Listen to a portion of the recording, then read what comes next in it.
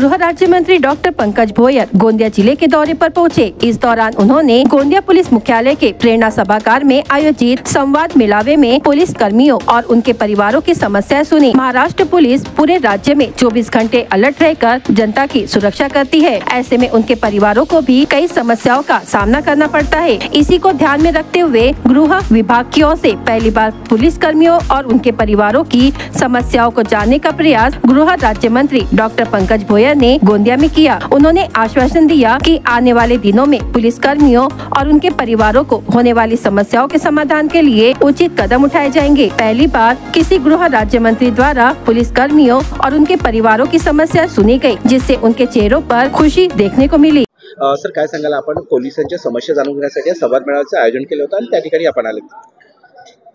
संपूर्ण महाराष्ट्रामधले पोलीस हे मागच्या अनेक वर्षापासून 24 तास आपल्या राज्यातल्या नागरिकांना रक्षण करण्याकरता, त्यांना सेवा देण्याकरता तत्पर असतात। त्यांच्या परिवाराच्या देखील काही समस्या राहू शकतात, त्याच्याकरता प्रत्यक्ष त्यांच्या परिवारासोबत संवाद साधून त्यांच्या समस्या जाणून घेण्याचा प्रयत्न आपण यावर्षीपासून सुरू केलेला।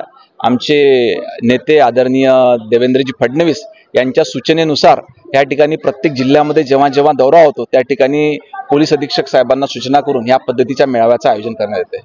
सर, नक्षलग्रस्त जिल्हा आहे, इथल्या पोलिसांच्या काय नेमक्या समस्या समोर आलेल्या आहेत आपल्या निदर्शनात? या ठिकाणी तर अभिनंदन केलं पाहिजे पोलीस विभागाचं की अनेक नक्षलाईट त्यांना त्यांचं हे करून आत्मसमर्थन करून या ठिकाणी त्यांनी नक्षलीपणा सोडलेला आहे। नंतर काही छोट्या समस्या त्यांच्या दैनंदिन जीवनासोबत त्या काही प्रमोशन संदर्भातल्या होत्या, काही विद्यार्थ्यांच्या शिक्षणासंदर्भातल्या होत्या, काही त्यांच्या रिटायरमेंट नंतरच्या समस्या होत्या। ह्या सर्व समस्या ऐकून त्याचं एकत्रीकरण करून आपण शासनाच्या माध्यमातून सोडण्याचा प्रयत्न करणार आहोत। थँक्यू।